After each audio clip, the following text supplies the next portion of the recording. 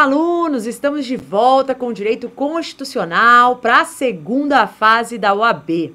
Você está estudando comigo, já estamos aqui na nossa 11ª aula e vimos na aula passada a questão relacionada ao mandado de injunção. Aliás, até elaboramos, né, a peça prático-profissional, uma peça mais antiga, mas que deu para a gente treinar o mandado de injunção por meio dela, tá? Nós sabemos que tem súmula vinculante após o momento em que o examinador colocou esta peça, mas não prejudicou porque nós aprendemos a estrutura do remédio. É isso que realmente fez sentido e fez com que nós trouxéssemos na aula a elaboração daquele mandado de injunção individual, tá? Só para lembrar, o mandado de injunção ele vem para combater uma omissão inconstitucional. Ele tem a ver com aquelas normas de eficácia limitada, né? Aquelas que trazem direitos constitucionais.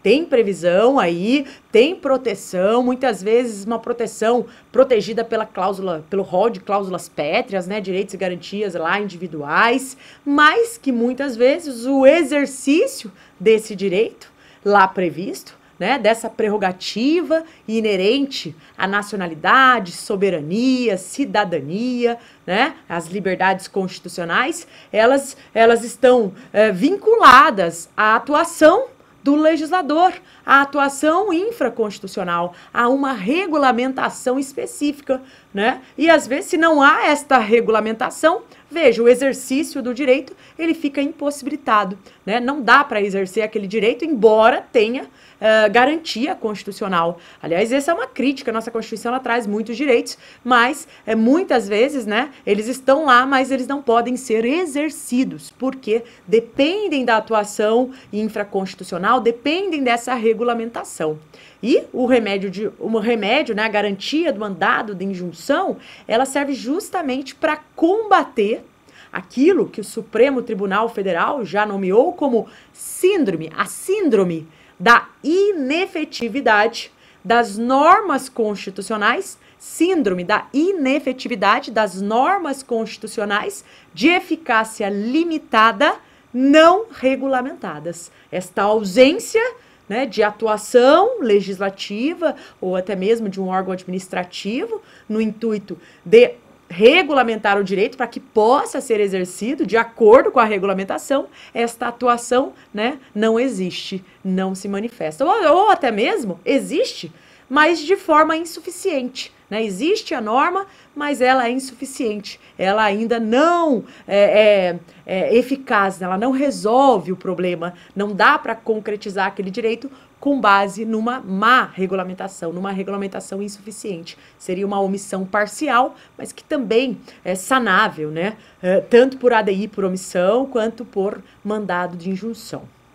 Bem, nós falamos então sobre o mandado de injunção, mas especificamente o mandado de injunção individual. Eu quero conversar hoje com vocês sobre o mandado de injunção coletivo, que tem previsão expressa na Lei 13.300. Mas antes disso, antes que houvesse essa previsão, o Supremo Tribunal Federal já admitia, né? Ele já conhecia, ele já admitia a impetração da via coletiva. Por quê?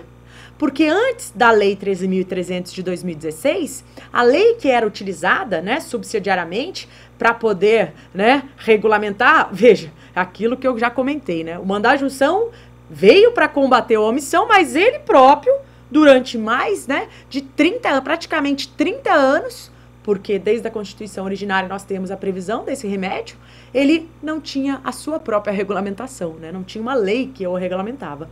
Mas isso não impedia o seu exercício, porque ele era, né, impetrado com base na Lei do Mandado de Segurança, tá? Lei 12.016 de 2009 e anteriormente as leis anteriores também. Esta 2009 revogou as anteriores que tratavam do mandado de segurança, mas era possível. Como a previsão constitucional e infraconstitucional, no sentido da possibilidade da impetração do mandado de segurança coletivo, a jurisprudência do Supremo Tribunal Federal, ela já autorizava a impetração do mandado de injunção coletivo. Por quê? Porque se a lei era a mesma e havia uma regulamentação, né, ainda que para um outro remédio, mas que daria para ser utilizada subsidiariamente, o Supremo já admitia. O detalhe é que essa admissão dada pelo Supremo, ela, obviamente, como se valia da lei do mandado de segurança, ela era para quem? Para os mesmos legitimados à impetração do mandado de segurança coletivo. Então, aquele rol de legitimados do artigo 5º, inciso 70 da Constituição, mais da Lei 2016, de 2009, que são os mesmos, né? O partido político com representação no Congresso, a organização sindical, a entidade de classe e a associação legalmente constituída e em funcionamento há 1 ano. Pelo menos 1 ano, né? Eram os mesmos. Então, cabia MI coletivo com os mesmos legitimados. Agora, como nós temos a lei própria, já desde 23 de junho de 2016, nós temos os legitimados próprios, que são esses aí, a lei reproduziu, ela copiou, mas ela acrescentou 2 legitimados. Ela trouxe também a possibilidade do Ministério Público impetrar mandado de injunção coletivo. Um pouco mais difícil de cair na sua prova, né? Uma prova para advogado, um mandado de injunção para ser impetrado pelo Ministério Público, né? É possível, né? Aliás, para o examinador tudo é possível, mas é um pouco menos viável do que as demais, né? Os demais legitimados, mas você precisa saber que existe essa possibilidade, tá? Até para responder uma questão subjetiva, né? Uma questão dissertativa lá, que vale, né? Vários pontos também que vão certamente levá-lo à sua aprovação aí. E a Defensoria Pública? Defensoria Pública também pode impetrar mandado de injunção coletivo, tá? Não faz parte do rol de legitimados a impetração do mandado de segurança coletivo, mas faz parte do rol de legitimados a impetração do MI coletivo. Tá certo? Bem, quais são, portanto, professora, me ajude aí, as peculiaridades desse mandado de injunção coletivo? Na tela, o nosso primeiro slide aí. Olha lá. Então, são 2 peculiaridades. São 2 as principais diferenças entre o mandado de injunção individual e o mandado de injunção coletivo, tá? E as 2 principais diferenças dizem respeito à primeira quanto à legitimidade ativa que eu acabei de explanar, que nós vamos encontrar no artigo 12 da 13.300. A segunda diz respeito ao objeto, né? Essas são as principais peculiaridades. Por quê? Porque o objeto, ele está lá no artigo 12 e ele tem a ver com esses mesmos direitos, liberdades, prerrogativas protegidos pelo mandado de injunção. Quais são as prerrogativas? Volte para mim. As mesmas, né? Volte para mim aqui agora de novo. Olha lá. As prerrogativas inerentes à nacionalidade, soberania, cidadania, as mesmas prerrogativas, correto? Mas desde que tais direitos, tais liberdades e tais prerrogativas sejam pertencentes, né, indistintamente, a uma coletividade indeterminada de pessoas, tá? Ou determinada por grupo, classe ou categoria, tá certo? Nós vamos ver, então, que tem a ver com uma coletividade específica, que nós vamos ver, por exemplo, da associação, da entidade de classe, tá? Então, vamos lá para o nosso slide para falarmos da legitimidade ativa. Então, a primeira, né, que é novidade, trazida pela Lei 12.016, diz respeito à possibilidade da impetração pelo Ministério Público. Quando que o Ministério Público poderá impetrar o mandado de injunção coletivo? Quando a tutela requerida, relacionada àqueles direitos que eu acabei de mencionar, né, for especialmente relevante para a defesa da ordem jurídica, do regime democrático ou dos interesses sociais ou individuais indisponíveis. Guardem aí, ou pelo menos grifem, né, no seu vademecum, defesa da ordem jurídica, regime democrático, interesses sociais ou individuais indisponíveis. Assim será a legitimidade do Ministério Público. Em relação ao partido político, o objetivo é assegurar o exercício desses mesmos direitos, liberdades e prerrogativas de seus integrantes, ou relacionados com a finalidade partidária. e volte para mim. Aquela mesma observação que nós vimos lá no mandado de segurança coletivo vale aqui, que a representação no Congresso Nacional, né, ela se dá, essa legitimidade extraordinária aqui, tá? Ela se dá pelo fato do partido político ter ou um deputado ou um senador. Basta um.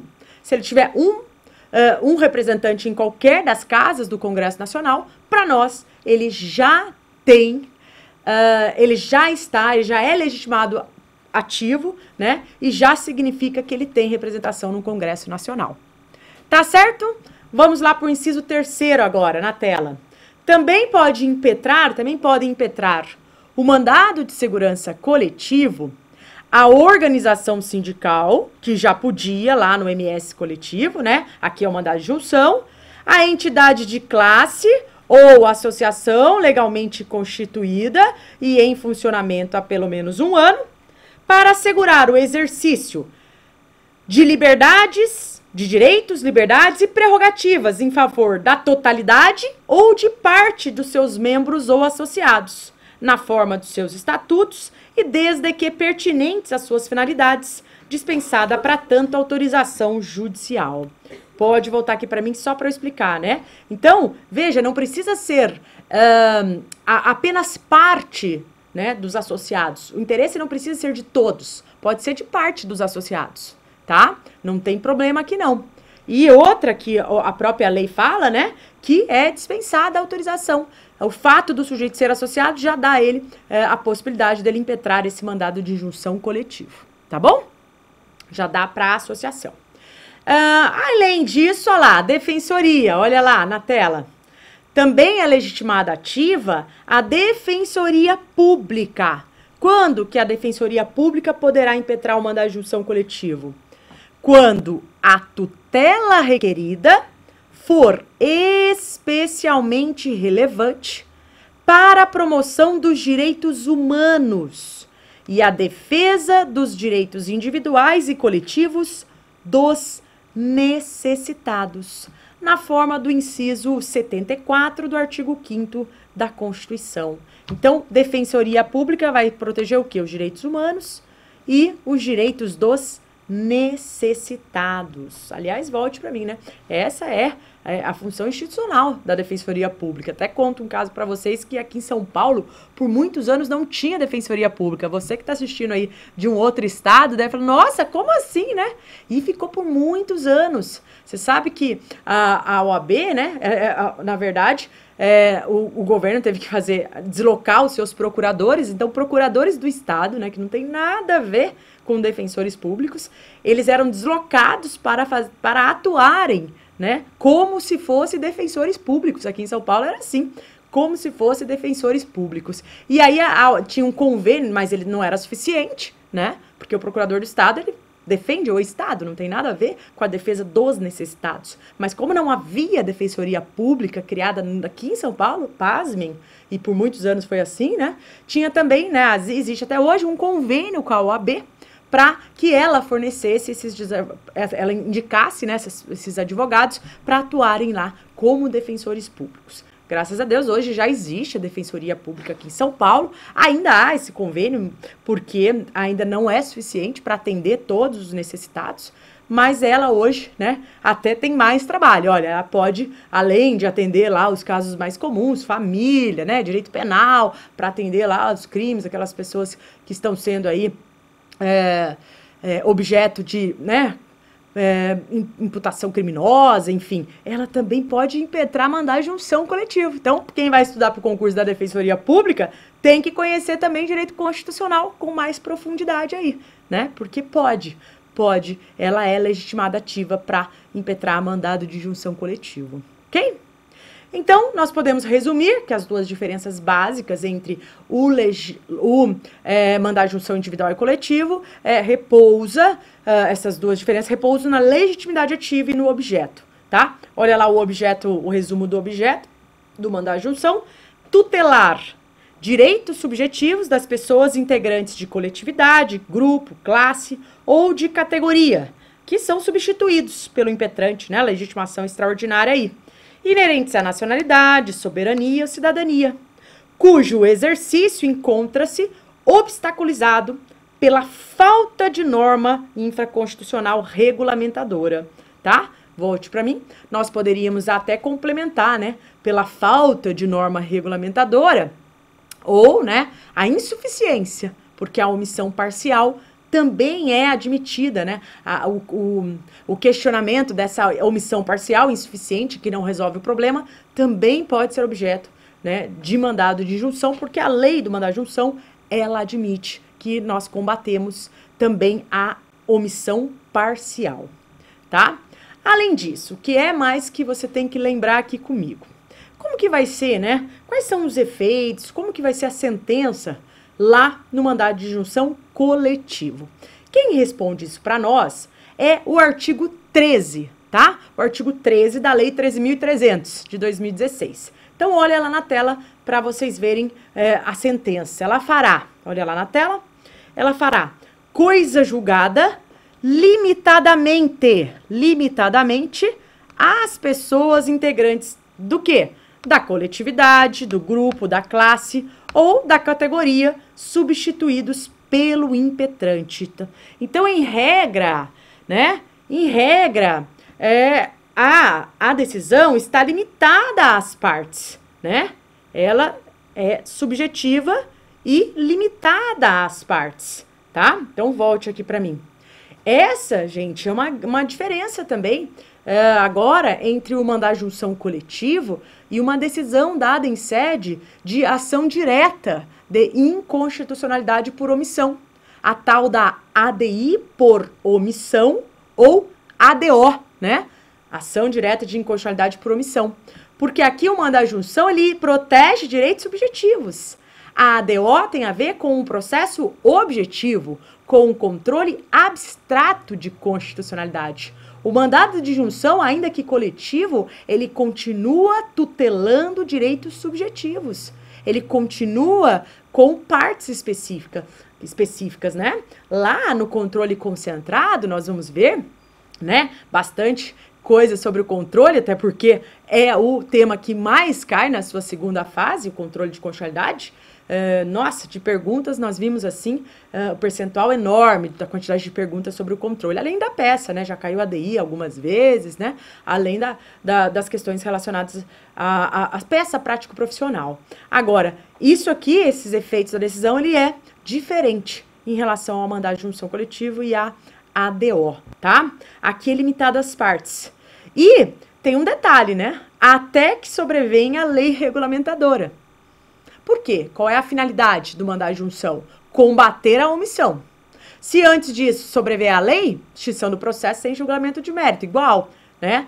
E se depois de já ter sido julgado o mandado de injunção, nós falamos o quê? Que até o advento. Por quê? Porque se sobrevier a lei regulamentadora, ela vai valer dali em diante. Salvo-se mais benéfica, também nós já vimos isso quando tratamos da teoria geral do mandado de injunção na aula anterior, tá? Aqui nós estamos adentrando no coletivo. Agora, peraí, a regra é que a sentença em sede de mandado de injunção coletiva, ela faça coisa julgada limitada às partes integrantes. Esta é a regra, portanto, efeitos em regra interpartes.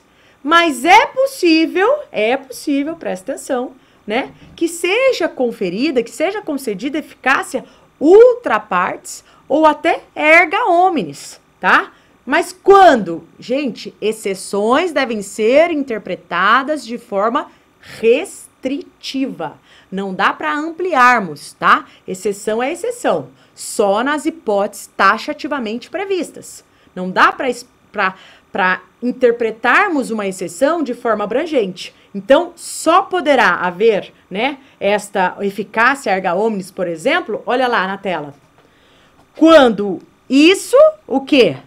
Essa mudança nos efeitos, né, passando de interpartes para erga omnes, por exemplo, for inerente ou indispensável ao exercício do direito, da liberdade ou da prerrogativa objeto da impetração.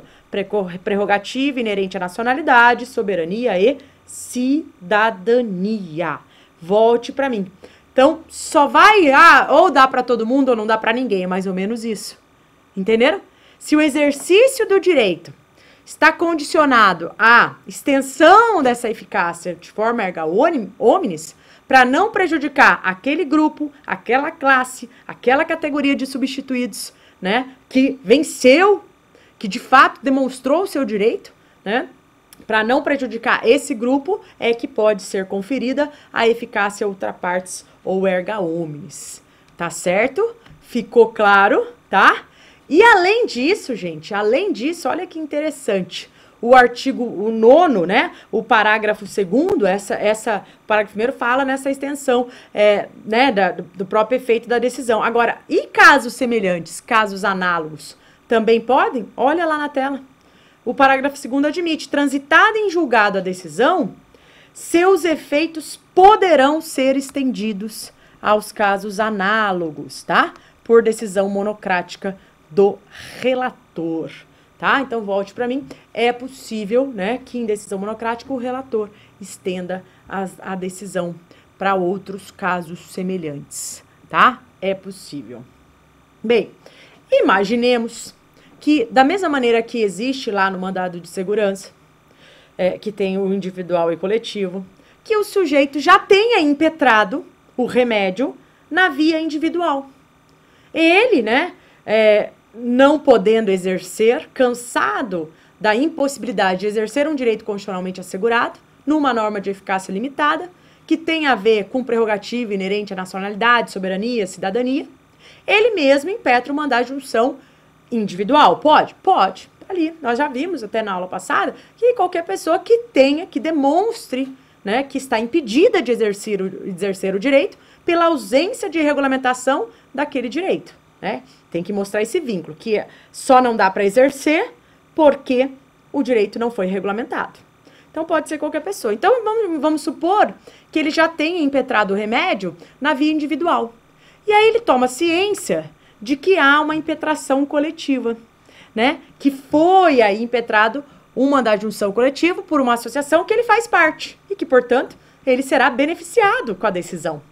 Mas veja, se ele poderá ser beneficiado só se ele desistir da demanda individual. Ele não pode dar uma de João sem braço, né? Despertinho e falar assim, não, peraí, eu vou tentar aqui na via individual, mas como eu sou parte também, eu sou associado, se eles ganharem lá, a decisão de lá vai ter aplicação para mim também, não importa se eu perder aqui. Mas vai que eles percam lá na individual e eu fico aqui com a minha, lá na impetração coletiva, que eu fico aqui tramitando com a minha impetração individual. Não pode. Não pode. Não vai induzir litispendência. Isso não, porque são partes distintas. Lá a associação, aqui é o sujeito individualizado. É o seu direito em si apenas, tá? Mas, se ele quiser se valer, se beneficiar da decisão dada da via coletiva, ele tem que fazer do mesmo modo que existe no mandado de segurança, requerer a desistência da demanda individual no prazo de 30 dias na tela. No prazo de 30 dias, olha lá, requerer a desistência da demanda individual no prazo de 30 dias. A contar de quando? Do dia em que ele tomou ciência, né, comprovada, do dia que ele foi intimado, do dia que saiu a publicação lá no Diário Oficial, do dia que ele tomou ciência, né, ou ele foi lá no fórum para ver o processo, no dia que ele tomou ciência da impetração coletiva. Ele tem até 30 dias para pensar. Esse prazo aí, né, pode voltar aqui para mim. Esse prazo aí é para ele pensar se ele quer correr o risco, continuar com o mandado de junção individual, ou se ele acredita na força daquela associação que ele faz parte e ele prefere abrir mão da individual e deixar o coletivo decidir, até porque o coletivo muitas vezes tem mais força do que uma ação individual. Pode ser, né? Mas ele tem esses 30 dias para pensar. Se não fizer nada em até 30 dias, ele continua com a ação e não vai se beneficiar pelo resultado da impetração coletiva. Tudo bem? Tranquilo até aqui? Bem, agora nós vamos, né, naquele passo a passo. Como é que eu elaboro uma peça prático-profissional relacionada ao mandado de injunção coletivo? Sempre. Onde é que a gente começa? Para quem que a gente vai mandar isso, né? Então, primeira coisa é definir a competência. Por que eu preciso definir a competência? Para conseguir fazer o endereçamento. Eu só sei endereçar se eu sei para quem mandar, né? Como é que eu vou mandar para o endereço? Como é que eu vou mandar? Eu quero uma correção da professora Bruna. Quero que a professora Bruna corrija a minha peça. Mas eu não tenho aqui, né, o e-mail. Preciso descobrir, né, o endereçamento. Para quem, como é que eu vou mandar para a professora Bruna? Agora, eu não sei, tenho o professor Pedro, tenho o professor Rubens, tenho o professor Custódio, tem vários professores aí do Legale. Você tem que primeiro definir para quê? Para saber o endereçamento, para saber para quem mandar. É a mesma coisa, a competência é definir quem vai analisar, quem vai fazer o julgamento desse mandado de junção, o processamento, quem é competente para análise. Definida a competência aí é fácil fazer o endereçamento, tá? Como que é definida a competência no mandado de junção? Na tela. A competência do mandado de junção coletivo, do mesmo modo que a competência do mandado de junção individual. Competência será definida pelo poder, órgão ou autoridade que tenha a atribuição de criar, de editar a norma regulamentadora. Ou seja, pode voltar aqui para mim, o órgão omisso, né? Então, às vezes pode ser o Congresso Nacional, pode ser o presidente da República que não iniciou um projeto de lei que é de sua iniciativa privativa, reservada. Se ele não inicia, não tem como o Congresso Nacional aprovar nada, até porque o Congresso nem pode começar. E se o Congresso iniciar, né, um projeto de lei de iniciativa privativa do presidente, mesmo que o presidente lá na frente sancione, concorde com aquilo, o projeto será declarado inconstitucional. Porque o Supremo já, reiteradas vezes, já afirmou que a sanção presidencial não convalida o vício de iniciativa. Não. Então, a posterior sanção não vai sanar. É a árvore dos frutos envenenados, né? Continua o projeto inconstitucional. De modo que não é possível, né? Portanto, se o presidente não inicia, quem está em mora, quem está em atraso, quem está sendo responsável, né? Quem teria aí a atribuição de iniciar o projeto de lei era ele. Tá certo? Então, a competência será definida por quem? Pelo poder, órgão ou autoridade que tem essa atribuição de editar a norma regulamentadora. E aí eu coloco os artigos, olha lá na tela. Da competência originária do STF, vocês vão encontrar as autoridades lá no artigo 102, inciso 1º, a linha Q, que nós já vimos, né? Tudo isso aí juntos na aula de mandado de injunção individual. Nós vimos isso, né? No artigo 102, inciso 1º, a linha Q, vocês lembram? E se não lembram, já abram aí a Constituição, né? Cada um abra a sua Constituição aí, para já acompanhar. Olha aqui, vou ler para vocês, artigo 102, inciso 1º, a linha Q, de queijo. Compete ao STF processar e julgar originariamente o mandado de injunção, quando a elaboração da norma regulamentadora for atribuição de quem? Do presidente da República, do Congresso Nacional, da Câmara dos Deputados, do Senado Federal, das mesas de uma das casas legislativas, do Tribunal de Contas da União, de um dos tribunais superiores ou do próprio Supremo Tribunal Federal.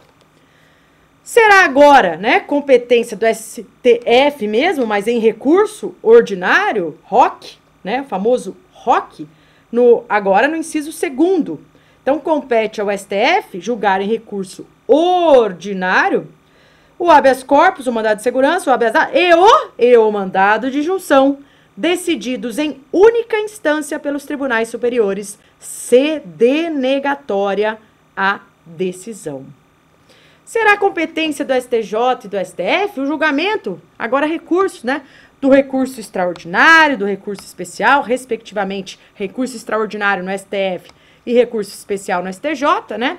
Contra decisões proferidas em mandado de junção, e nós temos aí os fundamentos, tá? Tem também as hipóteses de competência originária do STJ, então cabe Agora o artigo 105, não mais o 102. Se estivermos falando de STJ, você vai para o 105, né? Compete ao STJ processar e julgar originariamente. Olha lá o que diz. O mandado, olha lá, ó. Pode abrir aí o seu artigo.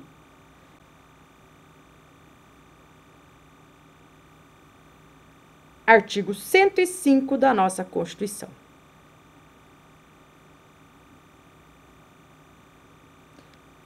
A linha H, tá? H, olha lá, ó. O mandado de junção, quando a elaboração da norma regulamentadora for a atribuição do órgão, entidade ou autoridade federal, da administração direta ou indireta, excetuados os casos do Supremo Tribunal Federal, dos órgãos da Justiça Militar, do Trabalho Federal, tá? Também temos a competência recursal do Tribunal Superior Eleitoral, que nós já vimos no parágrafo 4º do artigo 121, nós já vimos isso na aula de MI individual, das decisões dos tribunais regionais federais, caberá recurso quando forem proferidas contra disposição expressa da Constituição, tá? E também tem aí, quando denegarem, inciso 5º, denegarem os remédios, habeas corpus, mandado de segurança, habeas data ou mandado de injunção. No âmbito estadual, a Constituição Estadual do respectivo estado é quem vai definir. Pode voltar aqui para mim. Bem, esses artigos todos, eles vão estar já organizados no seu vade-mecum, já grifados, tá? A competência vai estar lá definida e no problema vai aparecer a informação. Então, fiquem tranquilos, porque com base na informação do problema e os artigos grifados no vade-mecum, você vai conseguir acertar a questão da competência. Definida a competência, definido o órgão julgador, o órgão para análise, para o processo de julgamento do mandado de junção, aí você vai elaborar o endereçamento. E aí também é igual. Os endereçamentos que eu trouxe aqui como exemplo são iguais os da aula do mandado de junção individual. Ó na tela. Excelentíssimo senhor ministro presidente do Supremo Tribunal Federal. Olha lá, ó. Se estivermos tratando do STF. Excelentíssimo senhor ministro presidente do STJ, do Superior Tribunal de Justiça. Quando estivermos tratando de algo da competência do Superior Tribunal de Justiça. Excelentíssimo senhor ministro presidente do... Colocar o Tribunal Superior, por exemplo. Ministro presidente do Tribunal Superior Eleitoral. TSE. Tá? Excelentíssimo senhor doutor, juiz auditor da tal auditoria. Veja aqui, né, o juiz auditor já lembra que tem que escrever qual é a auditoria. Da Justiça Militar, também acho mais difícil, mas precisa saber, precisa conhecer. Da tal circunscrição judiciária militar. Ou, excelentíssimo senhor doutor, juiz eleitoral, se estivermos falando de algo lá da Justiça Eleitoral, da tal zona eleitoral de... Excelentíssimo senhor doutor, juiz do trabalho, da vara da cidade de, né, cidade-estado. Ok, até aqui, volte para mim, tranquilo, quanto ao endereçamento. Bem, e a elaboração, né? Então, as partes.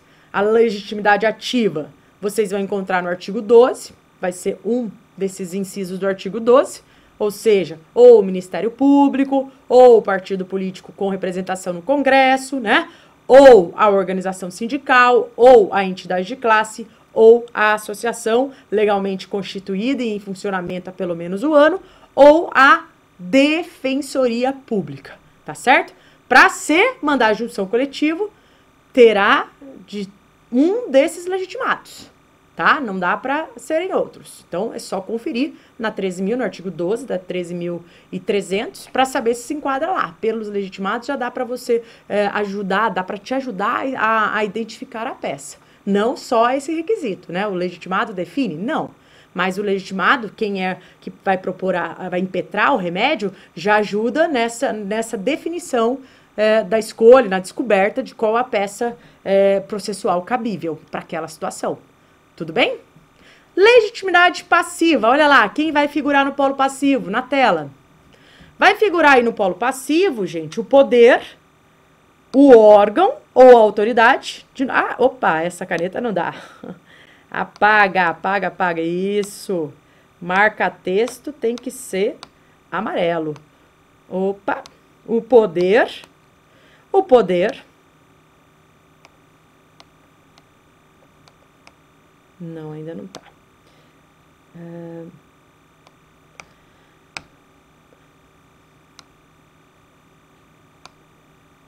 O poder, o órgão ou a autoridade com atribuição para editar a norma regulamentadora. Além do que, ó, não esquecerem, a pessoa jurídica a que o ente integra ou está vinculado. O artigo 4º da 13.300 de 2016, volte para mim, da mesma maneira que a lei lá do mandado de segurança também traz, né?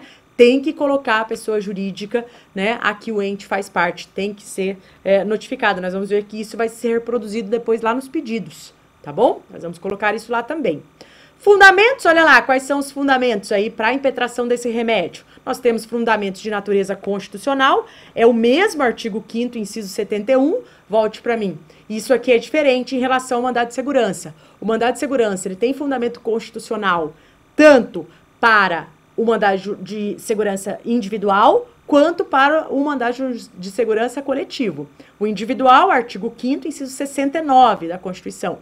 O coletivo, artigo 5º, inciso 70 da Constituição. E em relação ao mandado de injunção, nós não temos essa divisão. Nós temos apenas a previsão do mandado de injunção, ponto genérico, no artigo 5º, inciso 71. Portanto, o fundamento é o mesmo. A norma infraconstitucional, a norma regulamentadora, também é a mesma, lá na tela. A lei que nós já conhecemos, 13.300 de 2016, tá? O objetivo desse remédio é tutelar direitos subjetivos, né, de pessoas integrantes da coletividade, grupo, classe ou categoria, substituídos pelo impetrante. Direitos esses inerentes à nacionalidade, soberania, cidadania, de novo, hein, cujo exercício encontra-se obstaculizado pela falta de norma regulamentadora. Volte aqui para mim. Sempre você deve demonstrar no seu remédio, na sua peça, que só não está sendo exercido o direito por conta da ausência de norma regulamentadora. Esta relação tem que estar expressa na sua peça prático-profissional, ok? Mais um detalhe importantíssimo. Liminar. Cabe liminar em mandado de injunção coletivo? Sim ou não? Não! Não cabe liminar. Não cabe nenhuma modalidade de antecipação dos efeitos da tutela. Cuidado, tá? Cuidado. Por que não cabe? Primeiro, a jurisprudência majoritária sempre se posicionou nesse sentido de que não há liminar em mandado de injunção. Posteriormente, sobreveio a lei regulamentadora, a lei 13.300 de 2016, que entrou em vigor 23 de junho de 2016, que se quisesse, veja, se quisesse trazer a possibilidade de liminar, faria isso expressamente, e ela não fez. Então, diante do silêncio eloquente da lei que regulamentou o mandado de injunção, nós podemos afirmar que não cabe liminar em mandado de injunção. Ok, tranquilo, é o que prevalece, é o que vocês vão colocar, tá? Aliás, o que vocês não vão colocar quando tratarmos da elaboração. Pode até colocar, deixa de requerer, né, pedido liminar, tendo em vista que a lei não admite e a jurisprudência também não, tá? A jurisprudência majoritária não admite e não há previsão legal nesse sentido sobre a possibilidade, tá? Bom, e aí, como que nós vamos formular os pedidos, os requerimentos para elaborar essa peça, esse mandado de injunção coletivo, tá? É bem semelhante ao mandado de injunção individual. Olha lá na tela. Primeiro requerimento é que haja a notificação, né? Então, que seja notificado o impetrado sobre o conteúdo da inicial. Por quê? O que ele vai ter que fazer, gente? Ele vai ter que se manifestar. Ele vai ter que prestar informações E ele vai ter prazo para fazer isso, 10 dias para prestar informações. Então, ele tem que ser notificado, né? Tem que, para eu poder questionar, eu preciso saber o conteúdo da inicial. O que é que estão falando que eu não regulamentei aí? Porque pode nem ser verdade isso. Então, deve ser enviada a segunda via, né? Apresentada com as cópias dos documentos, a fim de que no prazo de 10 dias preste informações. Professor, eu preciso memorizar esse parágrafo? Não, ele está lá, ó, no inciso 1º do artigo 5º da Lei 13.300, tranquilo. Outro requerimento, que seja dada ciência do ajuizamento da ação ao órgão de representação judicial da pessoa jurídica interessada. Ué, não falei que tem que falar, além do impetrado, tem que colocar a pessoa jurídica, que aquele impetrado está vinculado? Sim, ele também tem que saber, também tem que enviar para ele a petição. Por quê? Porque ele vai ingressar no feito, ó, para querendo ingressar. De novo, precisa copiar? Não, só ler o inciso seguinte, ó. Primeiro, artigo 5º, inciso 1º. Agora o inciso 2º. Tranquilo.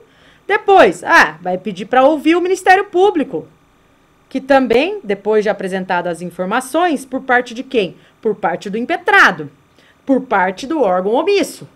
O Ministério Público vai se manifestar, o artigo 7º, ó. Pulou um artigo, próximo já é a oitiva do Ministério Público. Tá tudo na lei. Requerimento, volte para mim. Não precisa ter medo disso, né? Não precisa ter medo de pedir, não precisa ter medo de fazer o requerimento. Porque, não sei o que eu vou pedir, não precisa saber, você vai acompanhar com a lei aberta. É uma prova com consulta.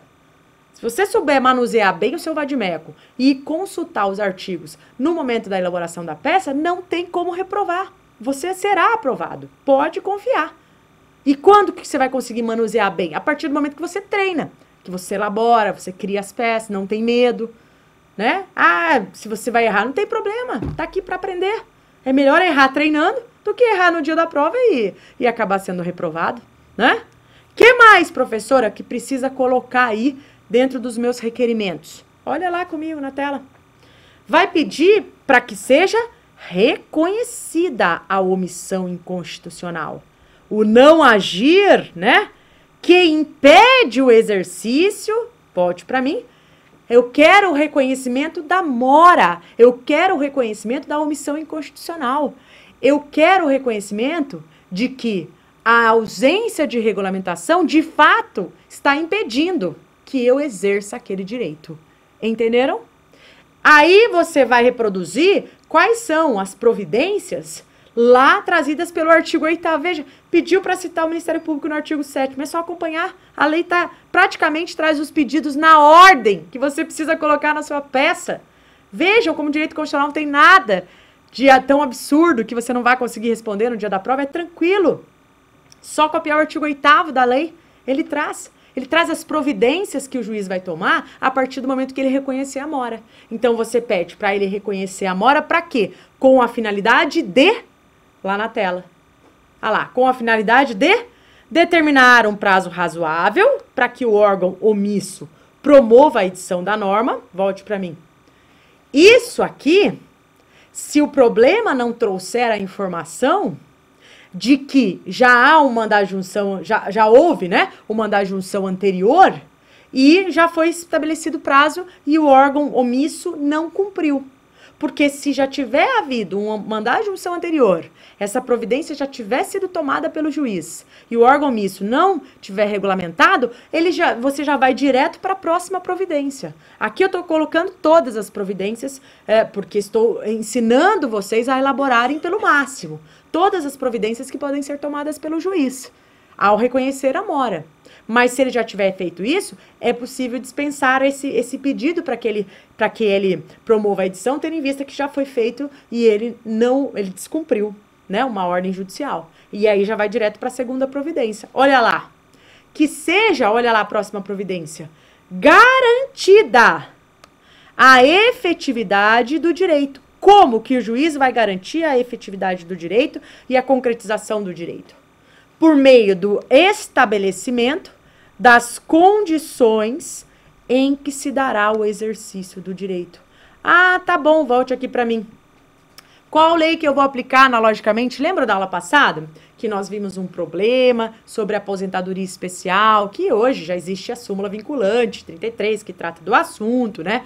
Mas nós fizemos com base aquele, porque ele é um bom problema, né? Para colocar como exemplo. Por isso nós colocamos lá na aula anterior, independentemente da edição da súmula. Tá? Depois tem lá a informação e não tem problema. Mas naquele caso específico, né? Antes da edição da súmula, aliás, a súmula só foi criada em virtude desses vários mandados de injunção que foram impetrados, né, no STF, até que decisões reiteradas, né, sobre aquela matéria constitucional que estava aí multiplicando processos, né, surgiu dessas decisões reiteradas, o Supremo resolveu criar a súmula vinculante lá em 2014, criou. E aí, tudo bem, só aplicar agora a súmula. O que a súmula fala? Enquanto não sobrevier a lei regulamentadora específica, aplica-se a lei, né, do regime geral de previdência. Sem problema algum, vai aplicar lá, enquanto não sobrevier.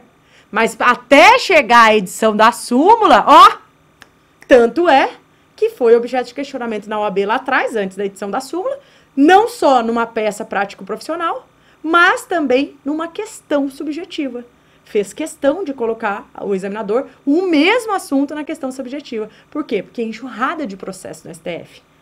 Aliás, um dos requisitos para a edição da súmula vinculante é reiteradas decisões divergentes sobre o assunto, né? Mas tá ótimo. Então, volta lá para a tela. O que mais? Ou, se for o caso, as condições em que poderá o interessado promover ação própria, visando a exercê-los, aqueles direitos, caso não seja suprida a mora legislativa no prazo determinado. Então, esses são os principais requerimentos. No final, você vai dar valor à causa, né? R$1.000 para efeitos procedimentais, fica aqui uma sugestão. Termos em que pede deferimento, presta atenção, vai colocar os dois. Nesses termos pede deferimento, local e data, advogado, OAB, número tal. Volte para mim, tudo bem? Tranquilo até aqui? Então, quais são aí as peculiaridades da peça prático-profissional chamada mandado de junção coletivo? O que você vai lembrar? Atenção, tá? Lá na tela, ó. Não há peça de interposição, só peça única, tá? Isso aqui a gente vai usar mais quando estivermos tratando dos recursos. Outra coisa, não há previsão legal sobre possibilidade de liminar ou tutela antecipada, portanto, não cabe. Outra coisa, não há condenação em honorários advocatícios, né? Sucumbência, igual ao mandado de segurança. E, por fim, a ausência ou insuficiência de norma regulamentadora deve ter relação direta, estrita relação com a impossibilidade do exercício do direito alegado. Volte para mim, porque agora nós faremos um intervalo, um breve intervalo, para vocês lavarem o rosto, né, se programarem aí, dar aquela esticadinha e voltar para que possam, né, começarem a construir essa peça prático-profissional relacionada ao mandado de junção coletivo, que, né, caiu já na sua segunda fase, e nós trouxemos aí para que vocês saibam como que o examinador perguntou, né, qual foi o critério de pontuação, isso é sempre importante, né, o critério de pontuação escolhido pelo examinador, tá bom? Então vai lá, né, toma esse café e volta, que eu já vou estar aqui esperando. Um abraço e até já!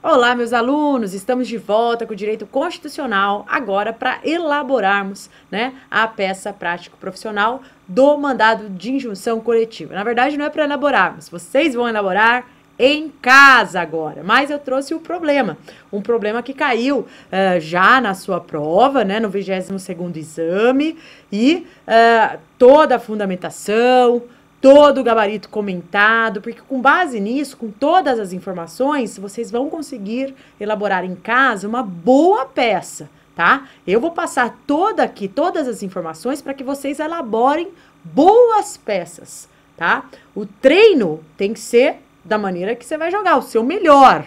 Então, faça o seu melhor em casa. Como você já vai ter todos os fundamentos, não tem problema, não fica preocupado que você vai ter que descobrir uma coisa. Não! Comece com as informações, porque às vezes, mesmo com todos os fundamentos jurídicos, a competência, tudo já definido, você tem dificuldade na hora de escrever. Você precisa treinar primeiro com essas informações, para depois você descobrir você sozinho. Mas só vai descobrir se primeiro você conseguir fazer esse treino, né, com base nas informações passadas pela banca, tá? Então, como é que o examinador perguntou isso aí na prova? Vamos para a tela para juntos acompanharmos o problema. Olha lá. Caiu, portanto, no 22º exame, tá? Como peça prático-profissional, e que dizia o seguinte: servidores públicos do estado beta que trabalham no período da noite procuram o sindicato ao qual são filiados. Opa, olha aqui que informação importante. Servidores públicos do estado beta, sempre vamos grifar as partes importantes, né?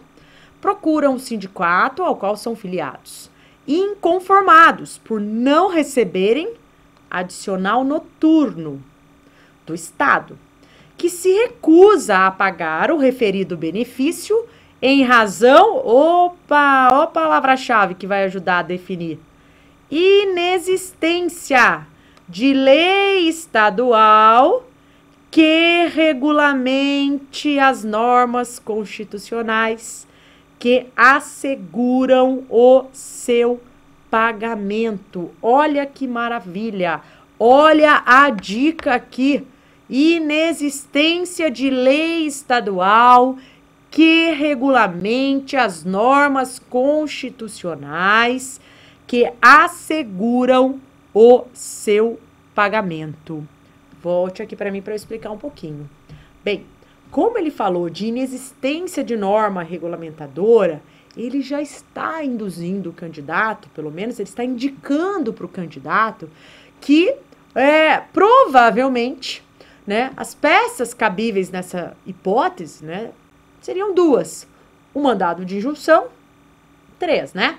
O mandado de injunção individual, coletivo, ou a ação direta de inconstitucionalidade por omissão, a ADO, ou ADI por omissão.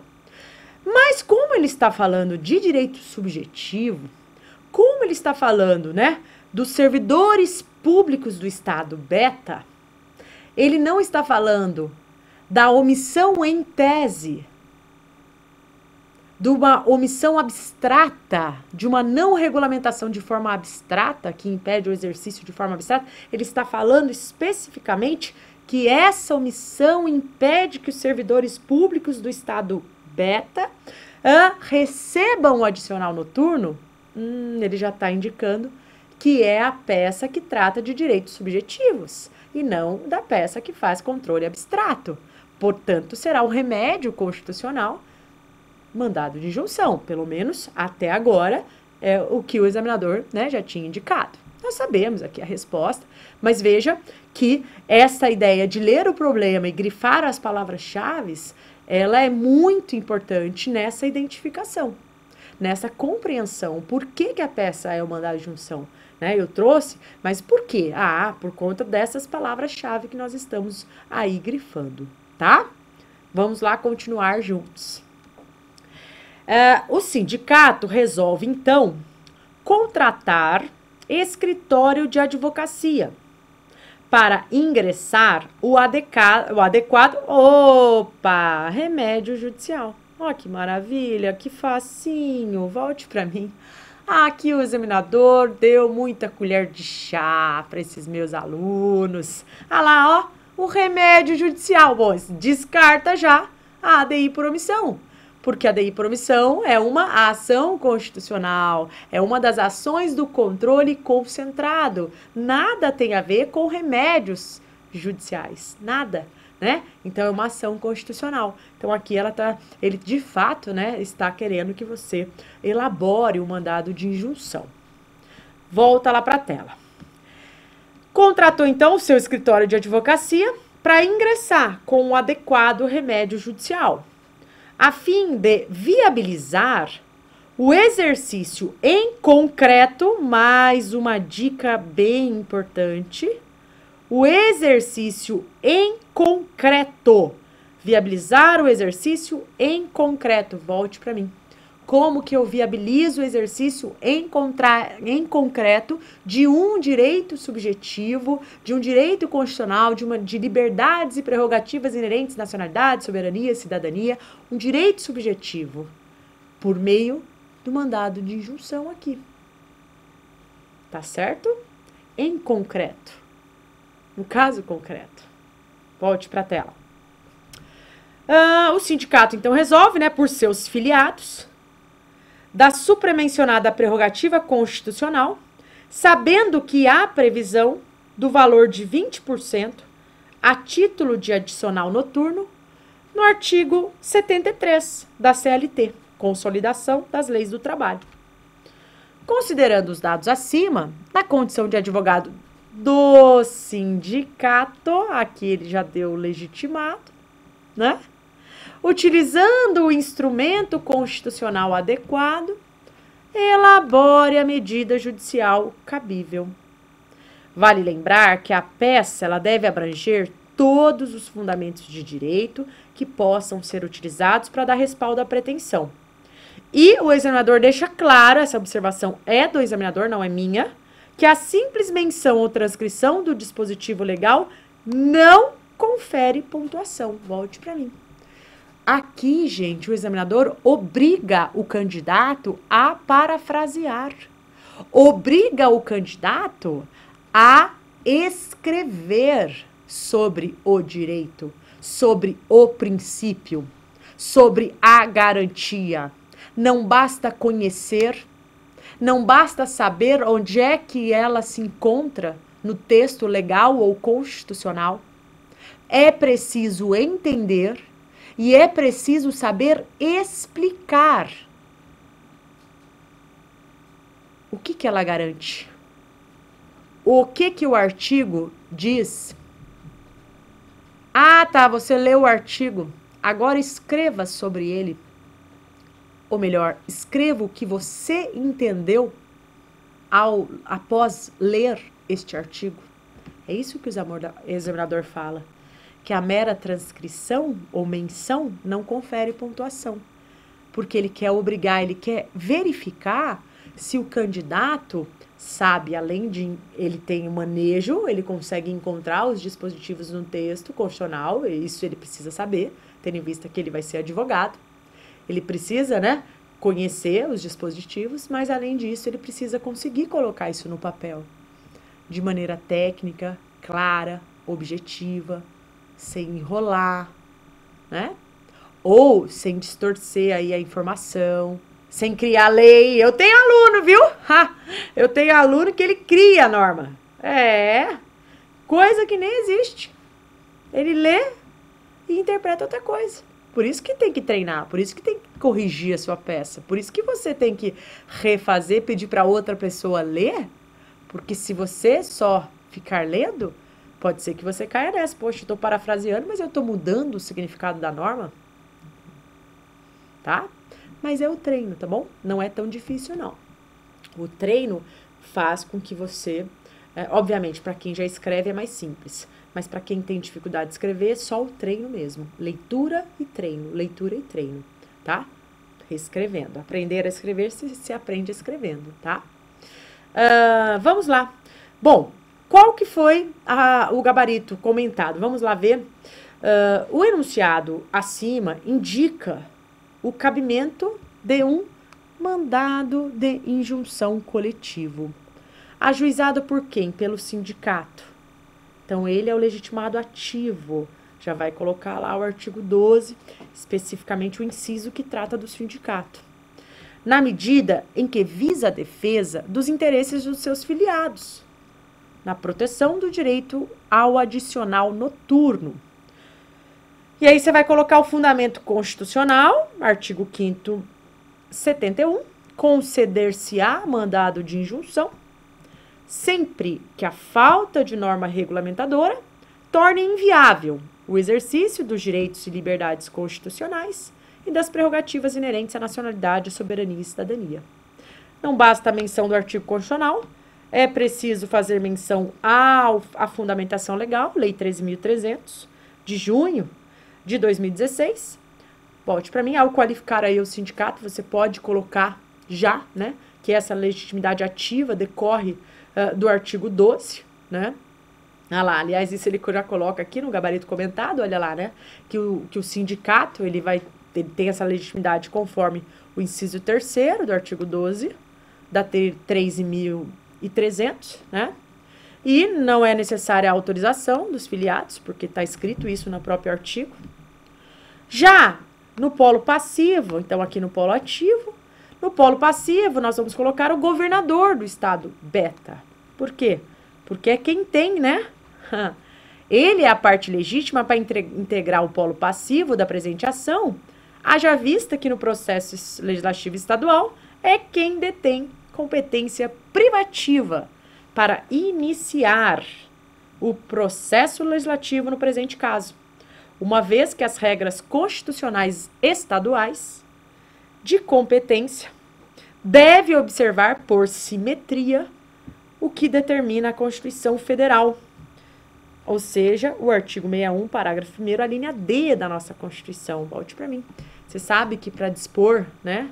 Veja que essa questão, regras, né, sobre servidores públicos federais, as leis, né, sobre estabilidade, as leis sobre remuneração, aposentadoria, né, tudo isso, lei de iniciativa privativa do chefe do Executivo Federal. Por simetria, isso também se aplica ao chefe do Executivo Estadual. Nós já vimos isso. Foi um dos primeiros exemplos que eu tratei quando da elaboração das normas, das peças prático-profissionais, né? Que esse aí ia cair. E já caiu de diversas maneiras. Mesmo provas há mais de 10 anos, elas voltam para o mesmo artigo. Para o mesmo artigo. De modo que você não precisa conhecer a Constituição toda. Você precisa saber o que o examinador gosta de perguntar, né? Então, olha lá, voltando aqui.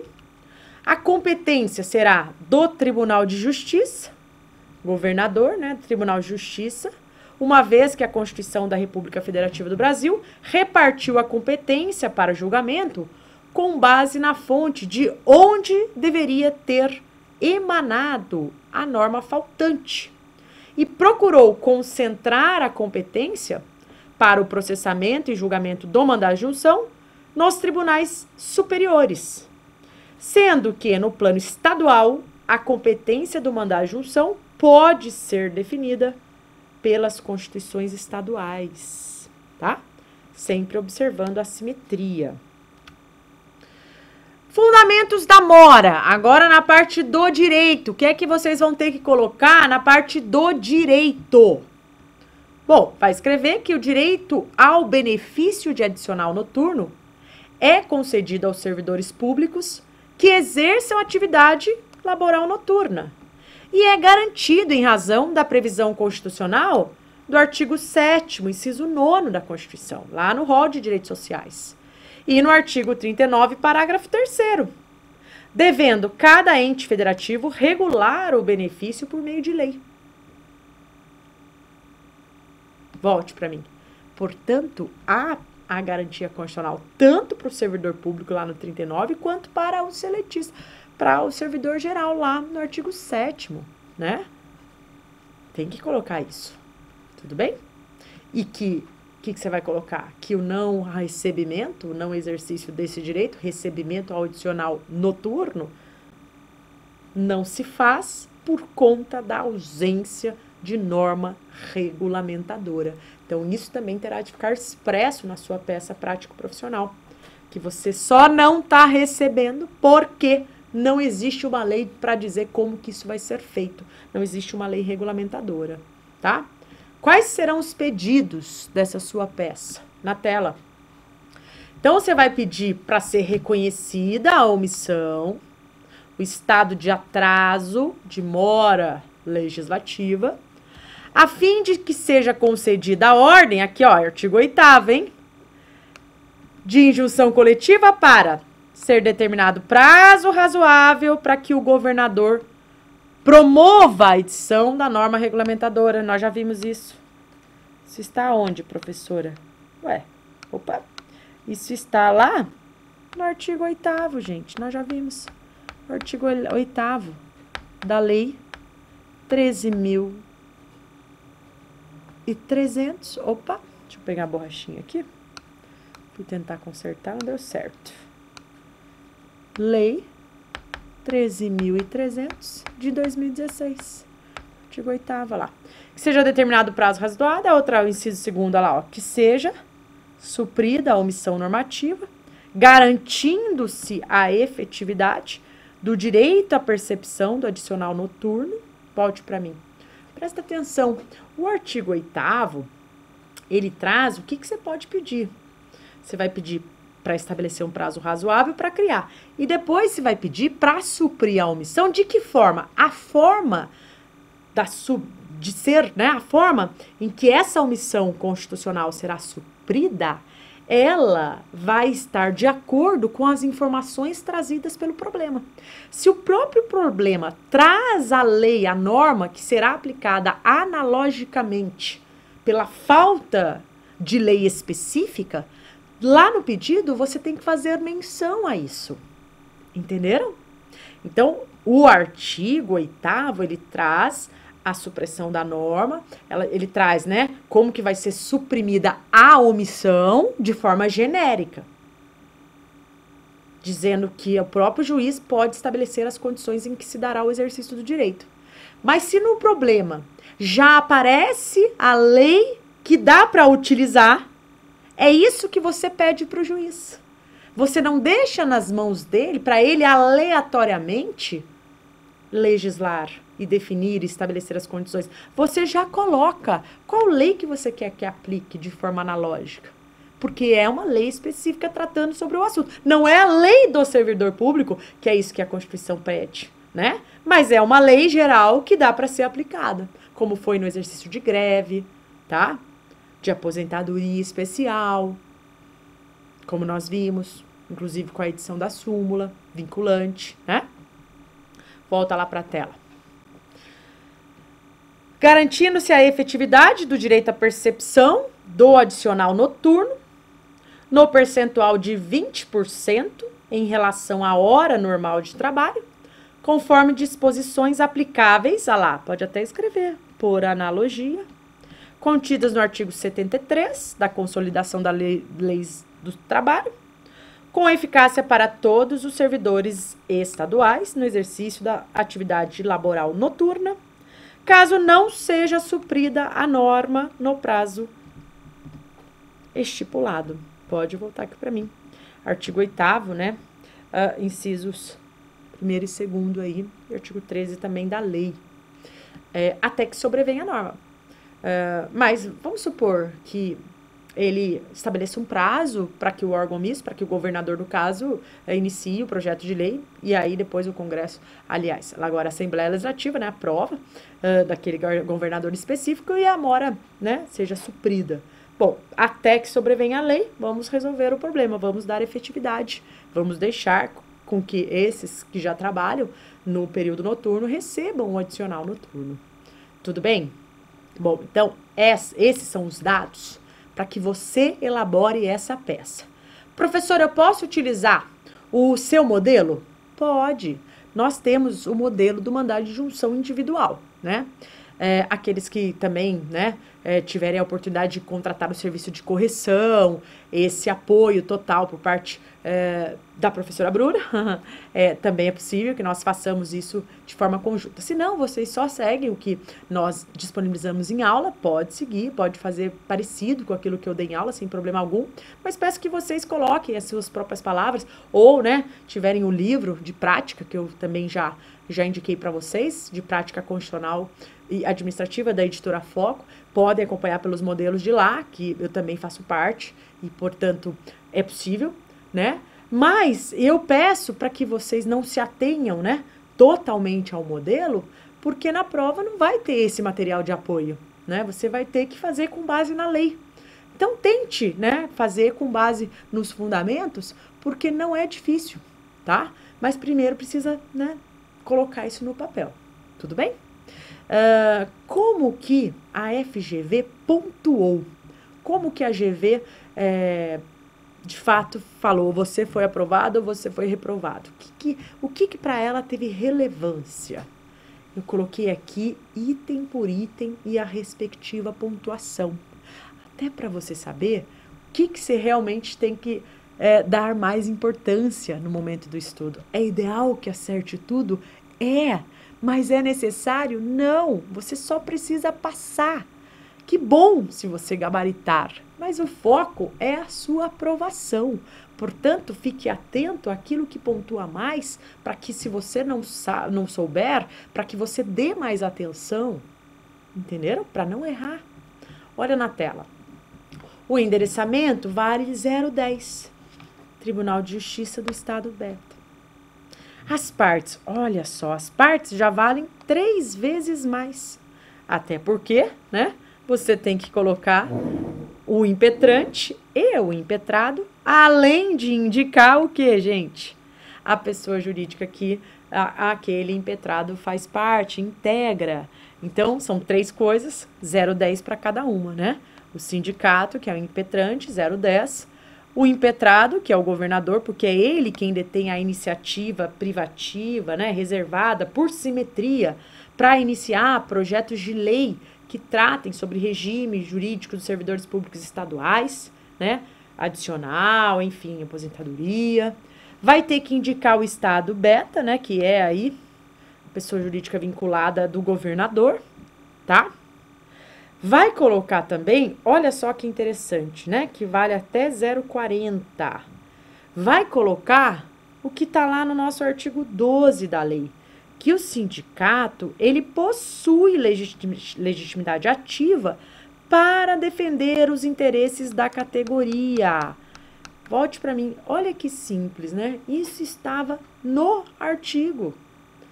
Essa ideia aqui, para defender os interesses da categoria, vem descrita no artigo 12. É só você colocar. Ao falar do legitimado, do sindicato, né, do impetrante, certamente você vai fazer menção ao artigo 12 e escreva lá o que o artigo traz, né? E aí, certamente, você já teria levado esses 0,20 aí, porque vai escrever que ele tem legitimidade para defender os interesses da categoria. Óbvio, né? O sindicato. Mas, enfim, outra coisa importante que também está lá no artigo, que é dispensada a autorização especial. 0,10. Olha lá. Tudo no artigo. Então, volta aí para a tela. Isso mesmo. Olha aqui, preste atenção, né? Se você só fizesse menção ao artigo, você teria 0,10. Se você explicasse o artigo, você teria 0,40. Olha como é importante, então, professora, parafrasear, como é importante colocar o que o artigo diz, colocar para o examinador, né? É importante, porque essas informações encontram lá, elas encontram-se no próprio artigo. Tudo bem? Mais um pouquinho. O governador, vale até 0,30. Ele possui legitimidade passiva na medida em que as regras estaduais devem observar a simetria. Volte para mim. Simetria, né? Essa relação de paralelismo que deve existir entre Constituição Federal e Constituições estaduais, que devem ser simétricas, já caiu diversas vezes. Não é de hoje que o examinador coloca isso na sua prova. Então, dê atenção à simetria, né, ao estudo disso, varia 0,20 na sua prova, tá bom? Volta aqui, também menção ao artigo 61, parágrafo 1º, inciso 2º, a linha A, que trata do tema específico, que é da competência privativa do chefe do Executivo Federal, do presidente, né, iniciar, né, projetos de lei sobre regime jurídico dos servidores públicos federais, e que, por simetria, isso tem aplicação no âmbito estadual para os governadores. O cabimento do mandado de injunção é que ele visa a defesa dos interesses dos seus filiados na proteção do direito ao adicional noturno, em razão da omissão legislativa. Olha que bacana, 0,50 se você falasse da omissão. E a menção ao artigo 5º 71 ou a lei, né, ambos valiam aí 0,10, tá? Se você colocasse aqui no tocante ao cabimento, qualquer dos dois eles pontuariam. Mas a importância era dizer, né, ó, em razão da omissão. Volte aqui. Lembra que eu falei para vocês que tem que deixar claro na peça prático-profissional que o exercício do direito só não está sendo efetivado, o sujeito só não consegue exercer o direito em razão da falta de regulamentação, em razão da omissão legislativa, omissão inconstitucional. Eu falei para vocês, tem que colocar essa relação. Por quê? Valia 0,50. 0,50. Só essa observação, né? Que ele vai defender os interesses dos seus filiados, o sindicato, né? E para exercer um direito, que é lá o adicional noturno, que aí você vai ajustar o problema aqui, porque esse direito está sendo impedido. Há um obstáculo. O quê? Omissão inconstitucional. Omissão, falta de norma regulamentadora, omissão legislativa, tá? Volta lá para a tela. Também, ó, valia bastante ponto a ideia dos fundamentos agora da mora. O direito ao benefício do adicional noturno é concedido aos servidores públicos que exercem atividade laboral noturna e é garantido constitucionalmente em ambos os artigos.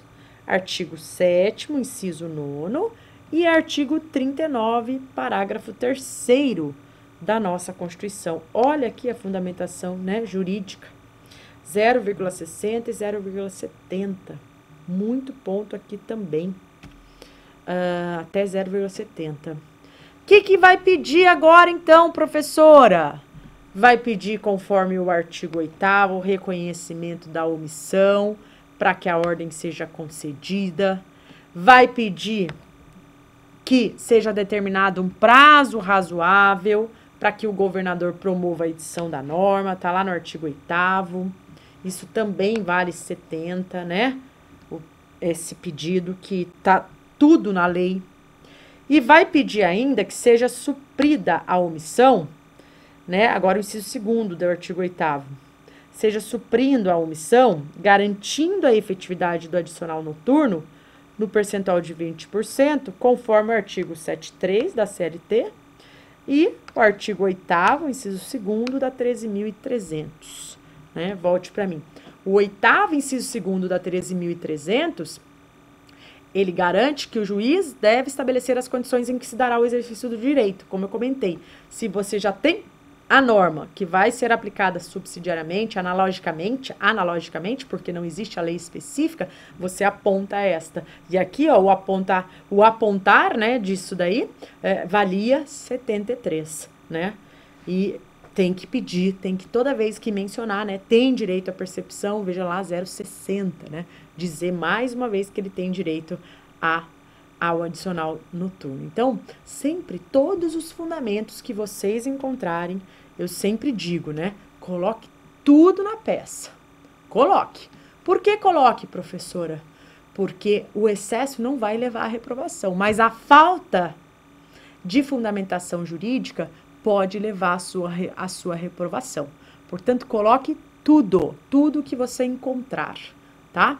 Como fundamento. Lá na tela, também vai colocar a intimação do Ministério Público, né? Que nós temos também essa possibilidade, essa necessidade, artigo 7º da lei, tá? Valor da causa, de acordo com 319 do CPC. Fechamento da peça, né? Local, data, advogado, OAB, também tem um pontinho aí, e que vale a pena vocês conseguirem. Então, volte aqui para mim. Agora é o seguinte, com base nesse problema, no critério de pontuação, na aula de mandado de junção individual, na estrutura, no modelo que nós tivemos, eu quero que vocês elaborem uma peça prático-profissional do mandado de junção coletivo. Tudo bem? Combinado? Não é uma peça aleatória, você vai fazer uma peça com todas essas informações que nós já passamos para vocês. Então, não é difícil de fazer. Pega o modelo da aula anterior, ajusta a parte especificamente do objeto e dos legitimados, porque o MS coletivo tem legitimação específica no artigo 12. Aqui já sabe até quem que é o sindicato, você vai colocar. Só o resto é tudo igual. E vai ajustar o problema. Ah, professora, mas agora eu já sei a resposta. Não importa, não importa. Prova da OAB não é uma prova de descoberta.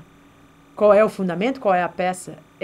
Sim, a descoberta se faz necessária para que você escreva. Mas a avaliação se dá pela escrita. Obviamente, daquilo que você descobriu. Mas se descobrir e não conseguir escrever sobre o assunto, não pontua. Tá? Então, eu preciso descobrir e treinar a escrita. Combinado? Bem, eu ainda tenho alguns minutos dessa aula. E aí, eu trouxe uma coisa interessante que tem a ver com as principais diferenças entre o mandado de injunção e a ação direta de inconstitucionalidade por omissão. Em especial, mandado de injunção coletivo aqui que você pode se confundir, tá? Quais são, então, as principais diferenças? Bem, elas vão se dar, essas principais, em relação à legitimidade, em relação à competência, em relação à possibilidade ou não de liminar, em relação ao objeto. Nós estamos tratando de controle de direitos subjetivos, partes. No outro, nós estamos falando de controle abstrato, né, de processo objetivo, que corre lá no Supremo Tribunal Federal. Então, olha aí, as principais diferenças, coloquei para vocês, elas vão repousar na legitimidade, na competência, na liminar, no seu cabimento ou não e no objeto. E aí, para facilitar, olha que professora bacana! Fez uma tabelinha, olha que bonitinho, uma tabelinha com mandado de junção coletivo e ADI por omissão ou ADO, como é chamada. Lá no mandado de injunção coletivo, vocês vão encontrar o quê? Vocês vão encontrar a legitimidade ativa no artigo 12, inciso 1º a 4º da Lei 13.300. Já em relação à ADI por omissão, o rol é o rol do artigo 103 da nossa Constituição. Tudo bem? Vejam que os legitimados, eles são distintos. Presta atenção, né? Tem um ou outro, né, que pode até ter alguma relação, mas, em regra, os legitimados são outros. Quem é que pode propor a ação direta de inconstitucionalidade no STF? Os legitimados do 103. Aliás, vem cá um pouquinho para eu falar uma coisa importante. E esse rol, se você conhecer esse rol, você já está um passo para falar da legitimação no controle concentrado. Por quê? Porque essa legitimidade ativa aqui do 103, ela não vale só para ADI por omissão. Ela vale para ADI por omissão, ela vale para ADI genérica, tá? Que é a peça estrutural das ações do controle concentrado que nós teremos que estudar. Ela vale também para ADC, a tal da ação declaratória de constitucionalidade. Ela vale também, esta legitimidade ativa do 103, para a propositura da ADPF, arguição de descumprimento de preceito fundamental. Viram como é importante vocês conhecerem? Quem que pode? Olha lá.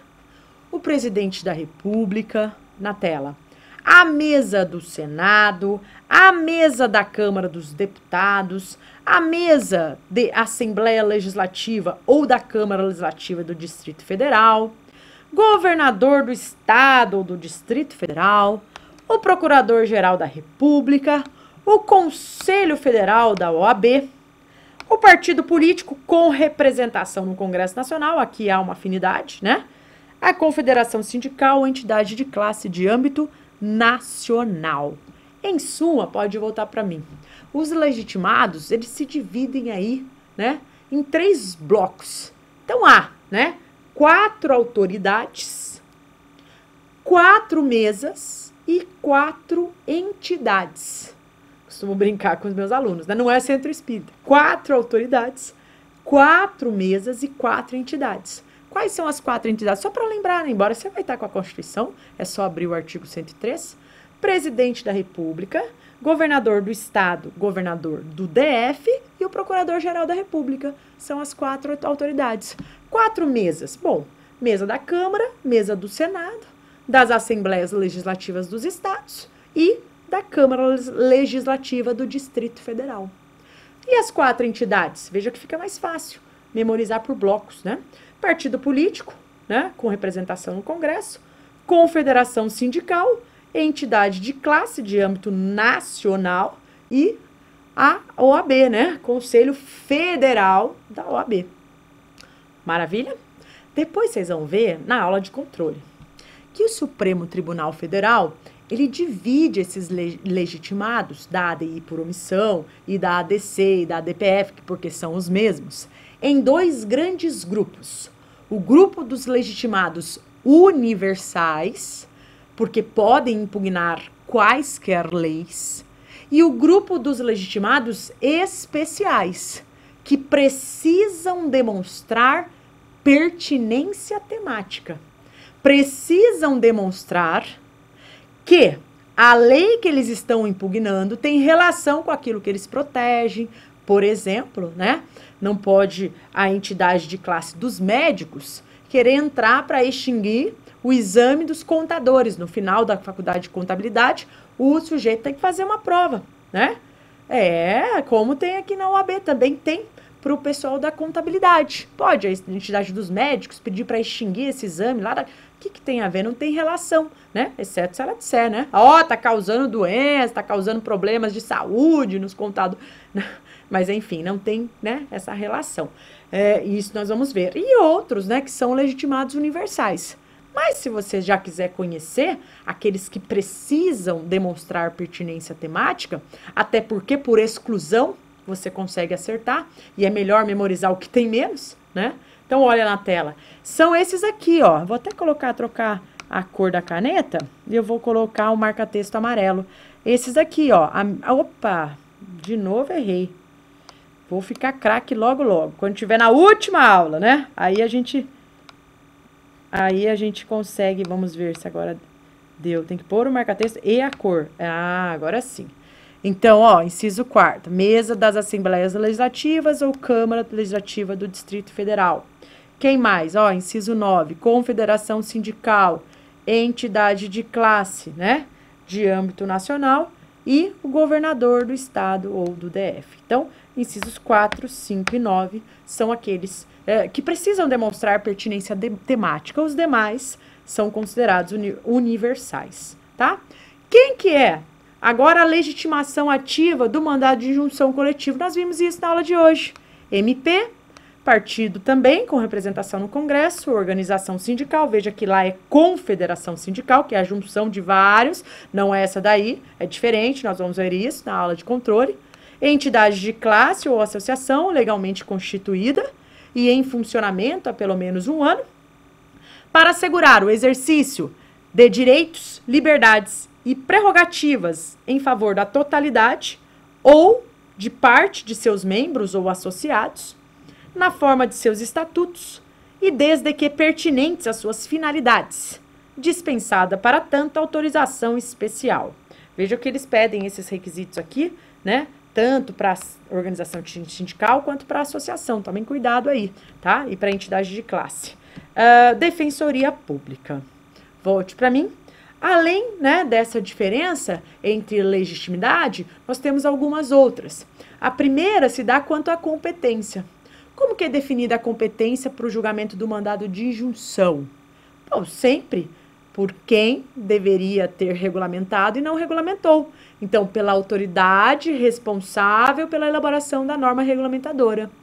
Já a competência para julgar as ações do controle no âmbito federal, cujo padrão é a Constituição Federal, a competência será sempre do Supremo Tribunal Federal.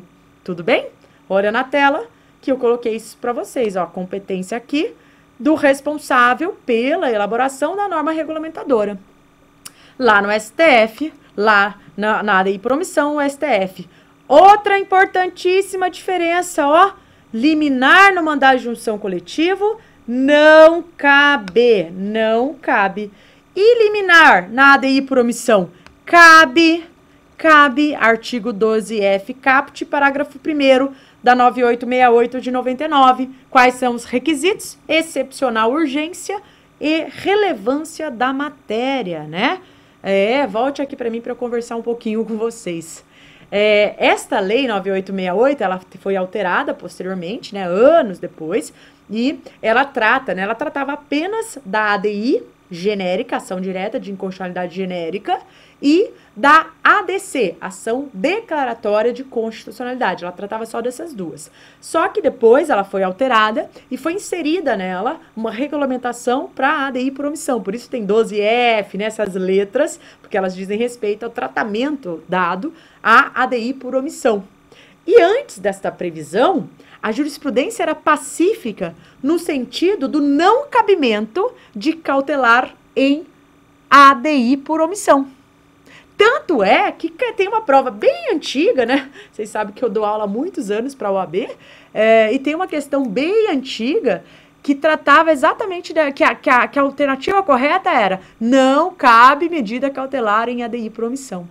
Só que é o seguinte, depois que foi regulamentada a ADI por omissão, ela trouxe expressamente a possibilidade, a lei trouxe expressamente a possibilidade, no caso do artigo 12F, ela trouxe, colocando o artigo, acrescentando o artigo 12F, a lei do 9868. Então não tem como dizer que não. Portanto, é possível, né? Então, se uma informação como essa, sobre o cabimento de pedido de liminar, constar do problema, quando estiver lá no problema, você já vai saber que não é um mandado de injunção coletivo, nem um mandado de injunção individual, porque no mandado de injunção, como regra, não cabe liminar. Aí vai ter que pular para ADI por omissão, se for ausência de norma regulamentadora e assim por diante, tá? Lá na tela, o objeto, né? O objeto nós vamos falar de direitos e liberdades e as prerrogativas inerentes à nacionalidade, soberania, bem específico aqui, né? No mandado de injunção. E na ADI por omissão, uma omissão inconstitucional, total ou parcial, quanto ao cumprimento do dever constitucional de legislar, ou quanto à adoção de providência de índole, né, administrativa. Inconstitucionalidade, omissão inconstitucional quanto à adoção de providência de índole administrativa. Volte para mim. É o cumprimento do dever de forma genérica. Lá na ADI por omissão é de forma genérica. E no mandado de injunção, aí é específico. Direitos, deveres inerentes, nacionalidade, soberania, cidadania, pertencentes, né, ao grupo de pessoas, classe determinada. Entenderam? Aqui no mandado de injunção estamos falando de direito subjetivo, caso concreto, queremos resolver a questão ali. Lá na ADI por omissão é a ausência em tese, a abstração em tese, a falta de norma regulamentadora em tese, apenas isso. Entenderam? É isso. Bom, então, eu vou ficar por aqui. Eu também trouxe algumas questões, mas eu vou deixar para nós analisarmos. Sei que foi no final essas diferenças, né, esse quadrinho é importante para que vocês leiam, releiam. E peço que vocês elaborem a peça, tanto aquele que contratou o serviço de correção, né, e assessoria e apoio diretamente comigo, quanto aquele que não contratou. tem que fazer, tem que treinar, tá? Todo o conteúdo está sendo disponibilizado aí de forma gratuita no nosso canal. Peço que vocês curtam o canal, que vocês, né, compartilhem. Se esse vídeo está te ajudando, passe para os seus colegas. Na UAB não há competição, você precisa apenas fazer a sua parte, ser aprovado, só isso, né? Então, é possível passar informação. Nós precisamos que mais pessoas conheçam com profundidade o direito constitucional, tá? Para que possamos cobrar, né, das autoridades públicas, dos poderes públicos, o efetivo cumprimento do texto constitucional. Que, infelizmente, né, nós estamos aí já há mais de 30 anos da promulgação da Constituição e ainda tem muita coisa que só está lá no papel e que nós ainda não conseguimos exigir do poder público e não conseguimos, né, exercer esses direitos. Tanto é que temos um remédio específico para combater essas omissões do poder público em relação à concretização desses direitos, tá bom? Um forte abraço, tá? Legal que você está acompanhando e vejo você na próxima aula. Até!